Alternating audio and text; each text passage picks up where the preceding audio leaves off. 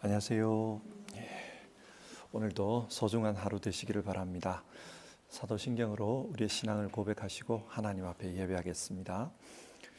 나는 전능하신 아버지 하나님, 천지의 창조주를 믿습니다. 나는 그의 유일하신 아들 우리 주 예수 그리스도를 믿습니다.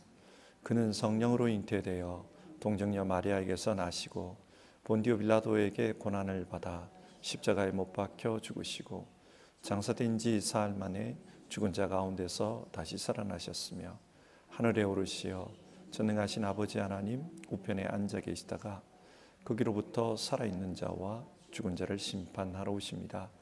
나는 성령을 믿으며 거룩한 공교회와 성도의 교제와 죄를 용서받는 것과 몸의 부활과 영생을 믿습니다. 아멘. 찬송가 321장 부르겠습니다. 321장입니다. 옛날 찬송가는 351장입니다. 날 대속하신 예수께 1절, 2절 부르고 우리 같이 기도하겠습니다.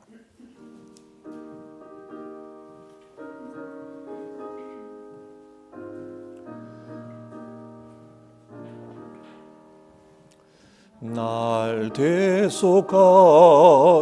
예수께 내 생명 모두 드리니 늘 진실하게 하소서. 내 구주 예수여, 나 구주 위에 살리라. 내 기쁨 한량 없으리. 내 갈 길 인도하소서. 내 구주 예수여, 날 구원하신 예수께 일평생 의지하오니 날 영접하여 주소서. 내 구주 예수여, 나 구주 위에 살리라. 내 기쁨 한량 없으리. 내 갈 길 인도하소서. 내 구주 예수여. 우리 같이 기도하겠습니다.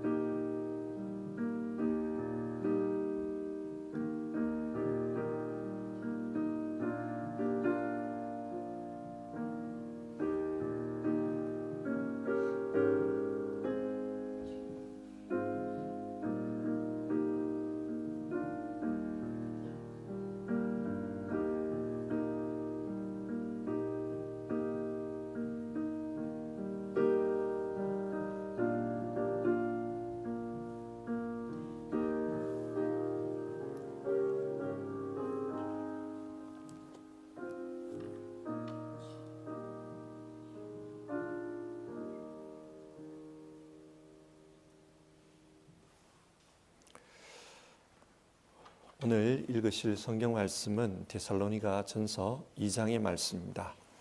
데살로니가 전서 2장 1절부터 12절까지 말씀을 교독해서 읽도록 하겠습니다. 데살로니가 전서 2장 1절부터 12절까지 말씀입니다. 한 절씩 교독하겠습니다. 형제 자매 여러분, 우리가 여러분을 찾아간 것이 헛되지 않은 줄을 여러분이 알고 있습니다. 여러분이 아는 바와 같이 우리가 전에 빌립보에서 고난과 모욕을 당하였으나 심한 반대 속에서도 하나님 안에서 담대하게 하나님의 복음을 여러분에게 전하였습니다. 우리의 권면은 잘못된 생각이나 불순한 마음이나 속임수로 하는 것이 아닙니다. 우리는 하나님께 검증을 받아서 맡은 그대로 복음을 전합니다. 우리가 이렇게 하는 것은 사람의 환심을 사려고 하는 것이 아니라 우리의 마음을 살피시는 하나님을 기쁘게 해드리려는 것입니다. 여러분이 아는 대로 우리는 어느 때든지 아첨하는 말을 한 일이 없고 구실을 꾸며서 탐욕을 부린 일도 없습니다. 이 일은 하나님께서 증언하여 주십니다. 우리는 또한 여러분에게서든 다른 사람에게서든 사람에게서는 영광을 구한 일이 없습니다. 물론 우리는 그리스도의 사도로서 권위를 주장할 수도 있었습니다. 그러나 우리는 여러분 가운데서 마치 어머니가 자기 자녀를 돌보듯이 유순하게 처신하였습니다. 우리는 이처럼 여러분을 사모하여 여러분에게 하나님의 복음을 나눠줄 뿐만 아니라 우리 목숨까지도 기쁘게 내줄 생각이었습니다. 그것은 여러분이 우리에게 사랑을 받는 사람이 되었기 때문입니다. 형제자매 여러분, 여러분은 우리의 수고와 고생을 기억하고 있을 것입니다. 우리는 여러분 가운데 아무에게도 폐를 끼치지 아니하려고 밤낮으로 일을 하면서 하나님의 복음을 여러분에게 전파하였습니다.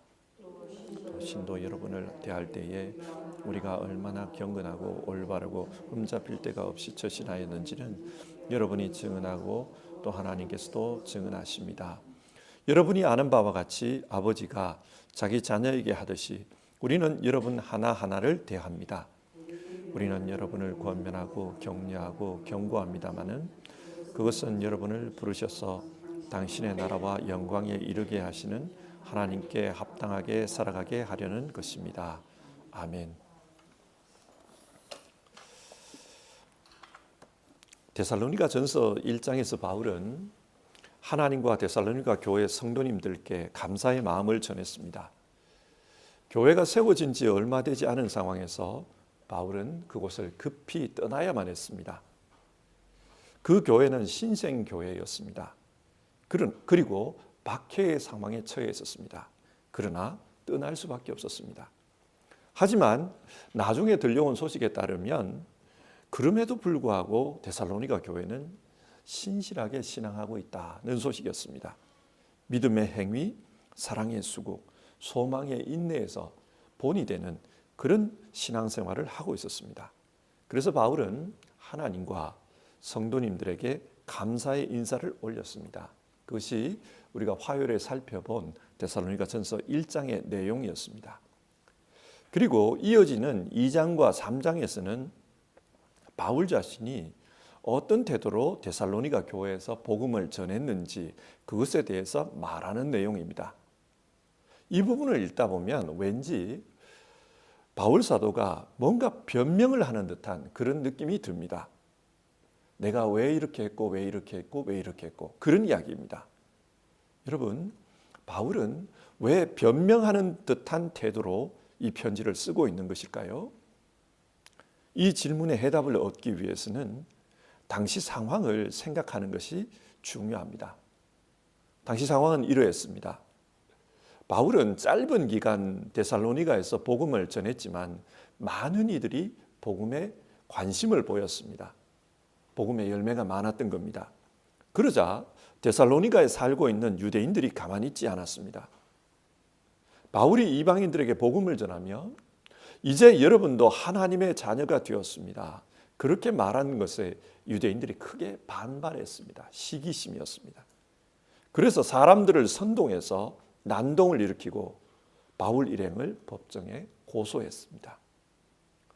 이처럼 데살로니가의 상황이 심각해지자 그 교인들 중에 일부가 바울과 그 일행을 안전한 곳으로 피하라 그렇게 권면합니다. 왜냐하면 일단 이런 시간이 지나가면 난동은 수그러들 것이고 문제는 없어질 것이다 그렇게 생각한 것입니다. 그렇게 바울이 데살로니가를 떠나서 고린도로 이동해 갔습니다. 하지만 그 이후에 데살로니가에는 이상한 소문이 돌았습니다. 바울 일행은 문제가 있다. 그렇기 때문에 야반 도주를 한 것이다. 그런 소문이었습니다. 남의 말 하기 좋아하는 사람들은 바울뿐만 아니라 바울이 전한 그 복음도 비난했습니다. 문제가 있는 그런 사상을 왜 믿고 있는가, 그렇게 소문을 퍼뜨렸던 것입니다. 사람들은 이런 말을 했습니다. 그는 도망간 이후로 한 번도 여기에 나타나지 않았다. 이곳에 소식을 전한 적도 없다. 분명 그가 여기서 한 일은 나쁜 동기로 와서 종교적인 지식을 전한 것이다. 그는 분명히 종교적인 지식을 팔아먹고 살아가는 엉터리 교사 중에 한 명일 것이다. 그런 식으로 말을 했던 것입니다. 이 당시에 그리스에는 철학을 가르치면서 사람들에게 돈을 요구하는 떠돌이 지식인들이 있었습니다. 지식인은 뭔가 말을 잘하잖아요. 말을 잘하다 보면 사람에게 호감을 주게 됩니다. 그래서 그 당시에 많은 여성들을 그런 지식으로 꿰고 성적인 비행을 일삼았다고 합니다. 혹은 그런 번듯한 말을 가지고 자신들의 인기를 누리고 사람들에게 돈을 요구하는 그런 경우가 많았습니다. 그래서 사람들은 바울을 일컬어서 바울도 그런 사람들 중에 하나일 거다. 그가 한 행동을 보면 모르겠냐. 뜨뜻하면은 왜 여기를 떠난 이후에 한 번도 오지를 않냐. 그런 이야기를 했던 겁니다. 교인들 중에도 그 말을 듣고 보니까 설득력이 있다. 그렇게 생각하는 사람들이 생겨난 겁니다. 그런데 이 이야기는, 이런 소문은 교회, 그곳에 남아있는 교회 성도들에게는 큰 걸림돌이 되었을 겁니다. 여러분 그렇지 않겠습니까? 안 믿는 사람들이 욕을 하면서 데살로니가 시내 전체를 돌아다니고 있습니다. 그러면서 저 교회 다니는 사람들도 문제가 있다. 그런 사기꾼이 세운 집단에 들어가서 거기서 빠져나오지 못하고 있다. 이런 말을 한다고 한번 가정해 봅시다. 그러면 교회 다니는 것도 문제가 되고요. 나가서 복음을 전하는 것도 문제가 됩니다. 이 이야기를 전해들은 바울은 가만히 있을 수가 없었습니다. 그래서 내가 여러분에게 어떻게 했고 내가 왜 떠날 수밖에 없었고 왜 그곳에 가지 못하는지를 변명처럼 들리지만 편지를 써서 성도들에게 알리는 겁니다. 그래서 성도들의 오해를 풀고자 했던 겁니다. 그런데 이런 2장과 3장의 내용을 읽다 보면은 바울이 데살로니가에서 복음을 위해서 어떻게 일했는지 그것을 우리는 알 수 있습니다. 그래서 오늘 우리는 이 편지를 읽으면서 하나님을 섬기는 사람은 어떤 모습으로 살아야 되는가? 어떤 모습으로 복음을 전하고 또 하나님의 교회를 섬겨야 되는지 그것을 배우게 됩니다. 그래서 오늘 성경을 읽으면서 우리가 바울이 전해주는 그런 교훈들을 같이 한번 생각해 봤으면 합니다. 먼저 바울은 청지기의 자세로 복음을 전했다. 그렇게 말합니다. 오늘 본문을 읽다 보면은 청지기라는 단어가 나오지 않습니다. 그러나 4절을 보면은 청지기의 마음으로 복음을 전한 것을 알 수 있습니다. 4절입니다. 우리는 하나님께 검정을 받아서 맡은 그대로 복음을 전합니다. 우리가 이렇게 하는 것은 사람의 환심을 사려고 하는 것이 아니라 우리의 마음을 살피시는 하나님을 기쁘게 해드리려고 하는 것입니다. 바울은 복음을 전하는 그 목적이 하나님을 기쁘게 하는 데 있었다. 그렇게 말합니다. 그리고 하나님을 기쁘게 하기 위해서 언제나 자신이 전하는 복음을 하나님께 검증받았다는 거예요. 하나님의 확인을 받았습니다. 그리고 하나님께서 맡기시는 대로 그렇게 복음을 전했다 말하고 있습니다. 당시 지식을 팔아먹던 그 철학자들과 한번 비교를 해봅시다. 그들은 돈을 벌기 위해서 자기의 인기를 위해서 그 일을 했습니다. 하지만 바울은 나는 그렇지 않았다. 하나님의 기쁨을 위해서 복음을 전했을 뿐이다. 그렇게 말을 합니다. 오늘 이런 바울의 그 주장을 한번 생각해 봐야 해요. 오늘날 많은 사람들이 자신이 다니는 교회가 커지기를 원합니다. 특별히 목사들이 그렇습니다. 자신이 목회하는 교회가 커지는 것을 바랍니다. 그러나 여러분, 이런 질문을 한번 해봅시다. 교회가 왜 커져야 합니까? 누구를 위해서 커져야 합니까? 하나님의 복음이 많이 전파되어서 교회가 커지는 것은 하나님에게 좋은 일입니다. 그런데 만약 목사 개인의 목회적 성공과 자신의 능력, 그걸 보여주기 위해서 교회가 커져야 한다. 또 자신들의 명성을 위해서, 우리 교회는 대단한 교회다, 그 명성을 위해서 교회가 커져야 한다. 만약 그렇다면 이것은 당시 자기의 유익을 위해서 지식을 팔아먹던 철학자들의 모습과 다를 바가 하나도 없습니다. 교회는 땅끝까지 복음을 전해야 할 사명을 주님으로부터 받았습니다. 그렇기 때문에 주님의 말씀에 순종해서 복음을 전할 뿐입니다. 그리고 복음을 전함에 있어서 열매를 맺는 것은 순전히 하나님의 역사를 통해서입니다. 인간의 노력이 아닙니다. 하나님께서 그 구원의 역사를 만들어 가십니다. 단지 사람은 그 일에 청지기일 뿐입니다. 청지기가 그 일에 있어서 이득을 보려고 해서는 안 됩니다. 그러나 오늘날의 현실은 그렇지 않은 것 같아서 많이 씁쓸합니다. 교회가 커지고 힘이 생기면 사람들은 그를 통해 영광을 누리려고 합니다. 그래서 우리는 늘 내가 청직이다, 나는 청직이다, 그것을 기억하고 살았으면 좋겠습니다. 하나님의 일을 한다 할지라도 그것은 하나님의 역사에 쓰임받는 청직일 뿐이라는 것을 기억하는 것이 중요합니다. 두 번째로 바울은 부모의 마음으로 복음을 전했다, 그렇게 말합니다. 7절을 보시면요, 물론 우리는 그리스도의 사도로서 권위를 주장할 수도 있었습니다. 그러나 우리는 여러분 가운데서 마치 어머니가 자기 자녀를 돌보듯이 유순하게 처신하였습니다. 그런 말이 나옵니다. 여기서 어머니로 번역된 헬라어는 트로포스라는 단어입니다. 트로포스라는 단어는 영양분을 공급하다, 살찌우다, 그런 뜻의 단어 트로포에서 유래했습니다. 젖을 먹이는 어머니를 가리키는 단어입니다. 그래서 혹 다른 번역으로는 유모라고도 번역을 했습니다. 과거 이 로마 시대의 귀족들은 대부분 유모를 채용했습니다. 그래서 유모로 하여금 자기 아이에게 젖을 먹이고 키우도록 했습니다. 바울은 자기 스스로를 나는 교회를 위한 유모 역할을 했다, 그렇게 말을 하고 있습니다. 유모가 어떤 사람입니까? 자기가 아이를 키우지만은 그러나 그 아이의 소유권은 없습니다. 아이의 소유권은 부모에게 있었습니다. 물론 이 말이 요즘은 이상하게 들리지요. 요즘은 아무리 부모라 할지라도 저 아이는 내 거다, 그렇게 말할 수가 없어요. 자녀의 소유권을 주장할 수가 없습니다. 그러나 과거에는 부모가 자녀의 소유권을 주장할 수 있었습니다. 바울은 이 교회는 내가 일했지만 내게 아니다, 그 말을 하고 있는 겁니다. 그래서 5절을 보면은 여러분이 아는 대로 우리는 어느 때든지 아첨하는 말을 한 일이 없고 구실을 꾸면서 탐욕을 부린 일도 없습니다, 그 말을 합니다. 자기의 유익을 위해서 교회를 돌보지 않았다는 겁니다.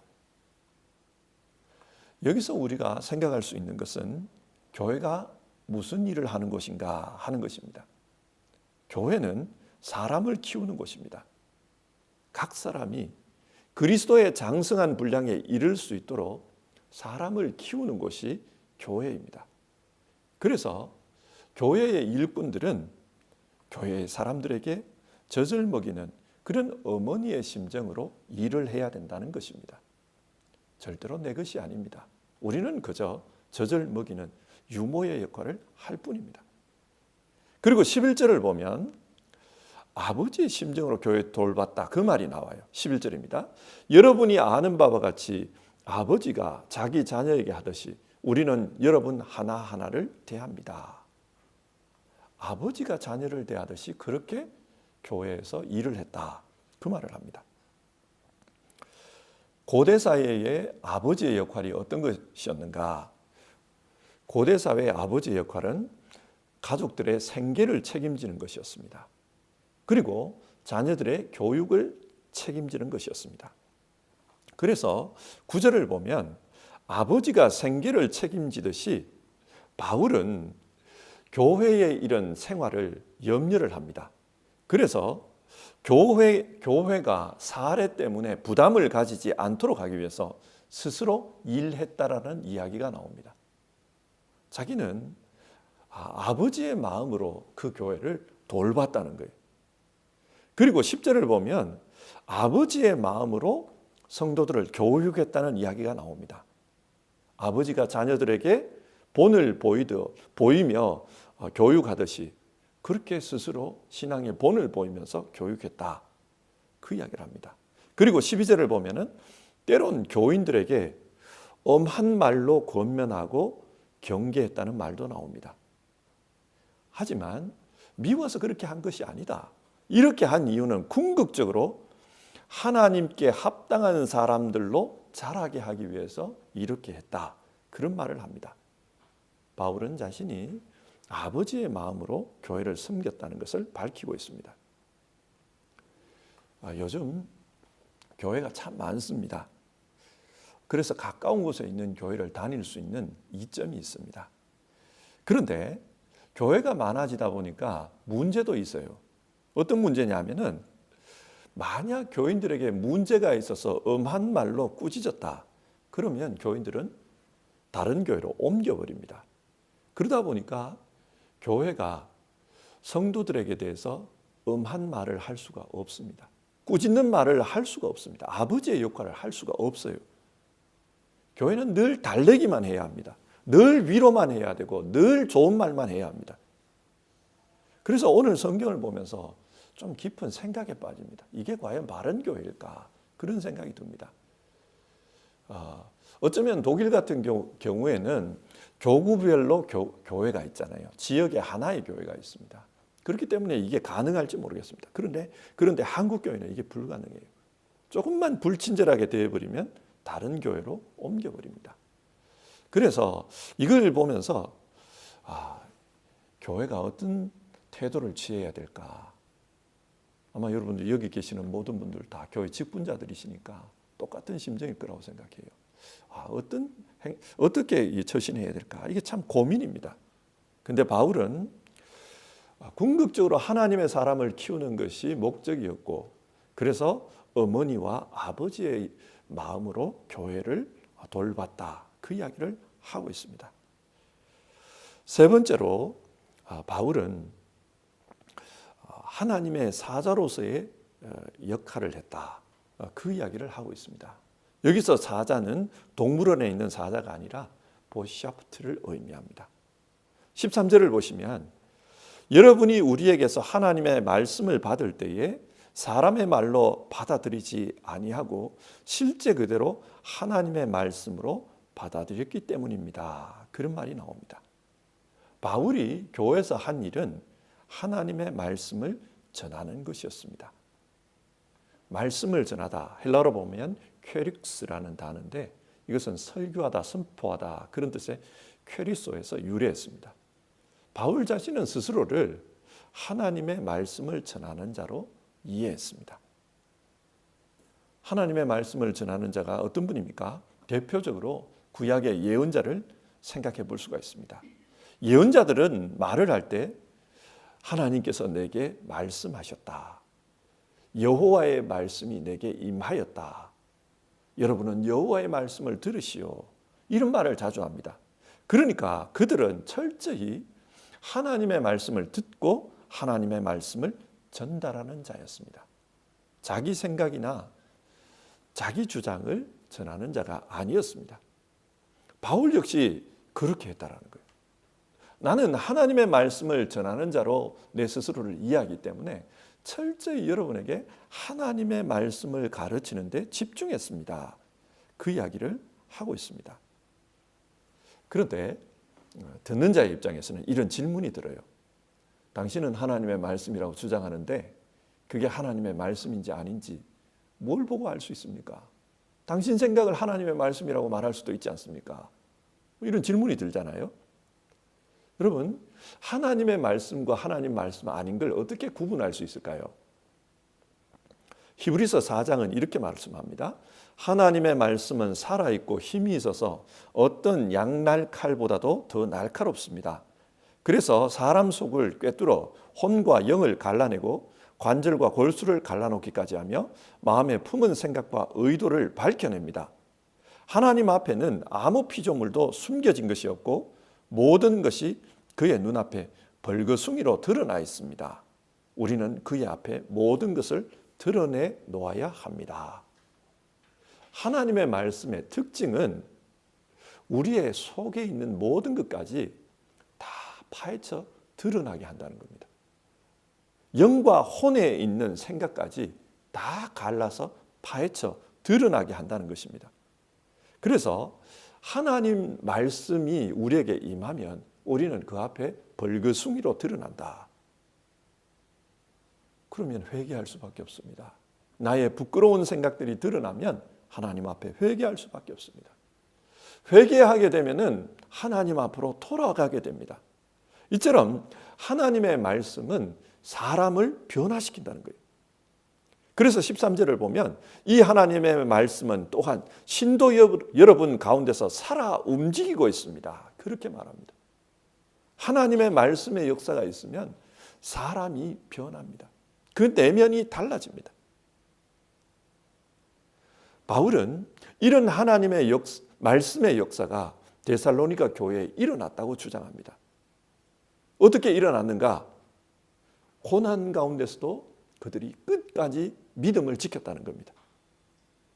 유대 사람들이 교회를 핍박하고 어려움을 가중시켰지만 그럼에도 불구하고 끝까지 믿음을 지켰다. 이게 어떻게 가능했는가?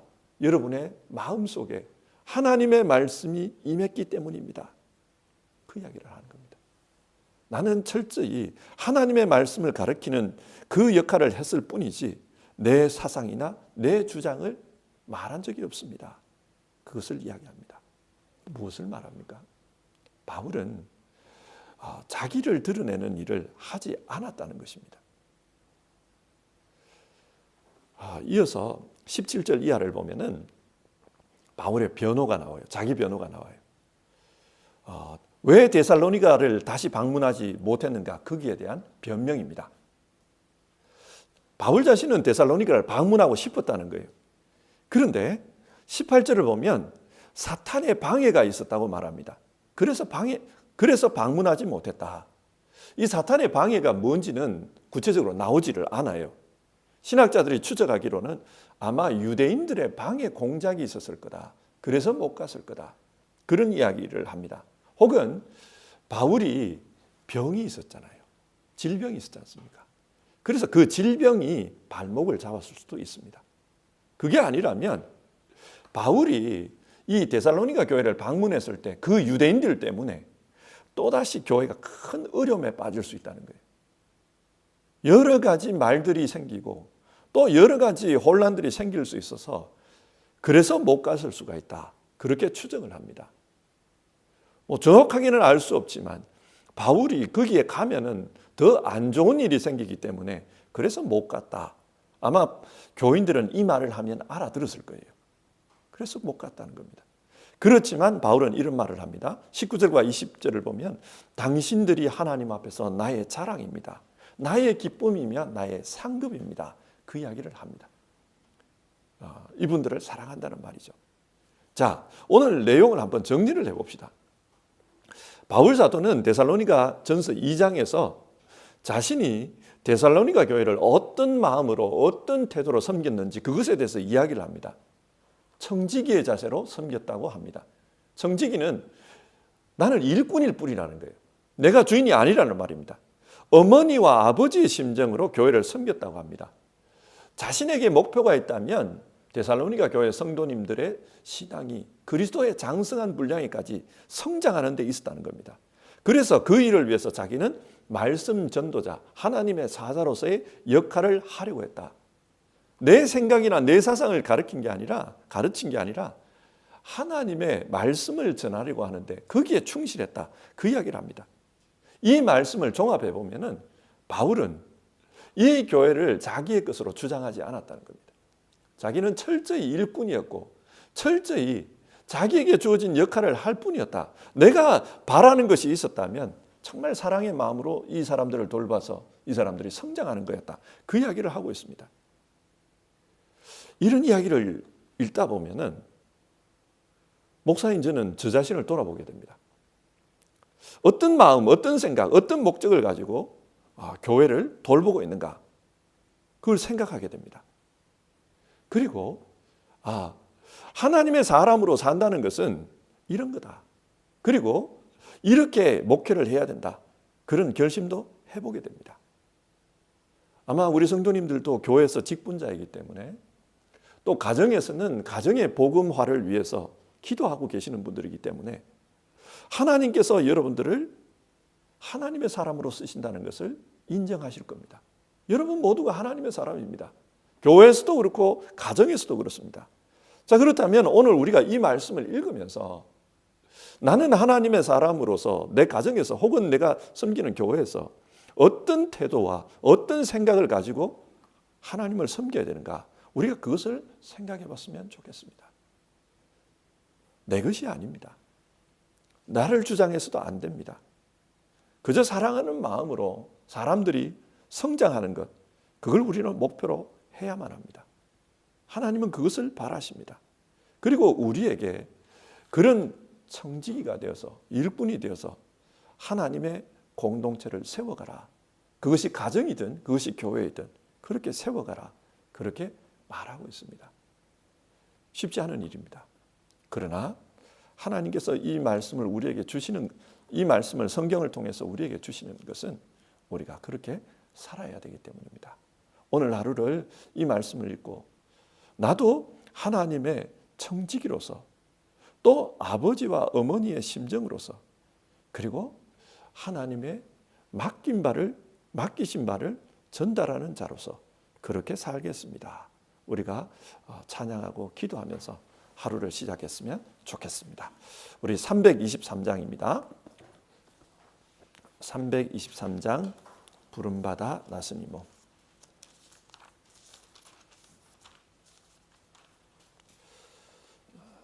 우리 1절과 2절을 부르겠습니다. 옛날 찬송가는 355장입니다. 323장 혹은 355장. 부름받아 나서니 몸 어디든지 가오리다. 괴로우나 즐거우나 주만 따라가오리니 어느 누가 막으리까. 죽음인들 막으리까. 어느 누가 막으리까. 죽음인들 막으리까. 아골골짝 빈들에도 복음 들고 가오리다. 소돔 같은 거리에도 사랑 안고 찾아가서 종의 몸에 지닌 것도 아낌없이 드리리다. 종의 몸에 지닌 것도 아낌없이 드리리다. 우리 같이 기도해 봅시다. 오늘 성경 말씀을 생각하면서 기도해 봅시다. 저는 개인적으로 신학교를 졸업할 때 그때 졸업할 때 불렀던 찬송가가 졸업식 때 불렀던 찬송가가 323장이에요. 이 찬송가를 부르면서 졸업식을 했던 기억이 있습니다. 그리고 졸업한 지 수십 년이 지난 지금 생각을 해봅니다. 내가 하나님의 사람으로 살았나? 복음 전도자답게 살았나? 그런 생각을 해봅니다. 많은 부분에 있어서 반성이 되고 스스로를 돌아볼 수밖에 없습니다. 여러분도 하나님께 부름받은 사람들입니다. 하나님의 청지기이고 또 하나님의 사역자들입니다. 가정에서, 교회에서 우리의 삶을 돌아보면서 하나님, 오늘 성경이 말하는 그런 사역자로 살게 하옵소서, 그런 일꾼으로 살게 하옵소서. 그래서 하나님이 원하시는 그런 하나님의 공동체를 세우게 하옵소서. 우리가 그런 기도 제목을 가지고 이 아침에 같이 기도해 봅시다. 기도하겠습니다.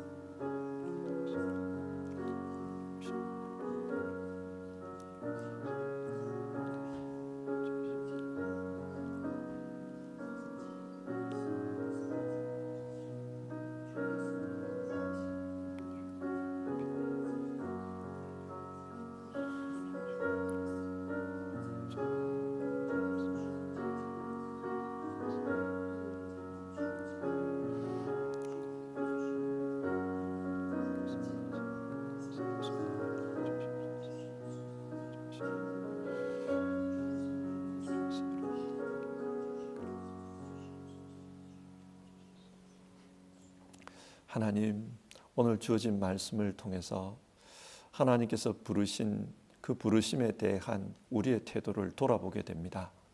우리 각자는 하나님께서 세우신 그 자리에서 하나님의 일꾼들입니다. 가정에서도 그렇고 교회에서도 그렇고 더 나아가서는 세상에서도 그렇습니다. 그런데 그곳에서 하나님의 부르심에 맞게 살아왔는지 오늘 말씀을 읽으면서 스스로를 비추어 보게 됩니다. 하나님, 바울 사도는 하나님의 사람으로서 나는 청지기로서 일했습니다. 나는 어머니와 아버지의 심정으로서 일했습니다.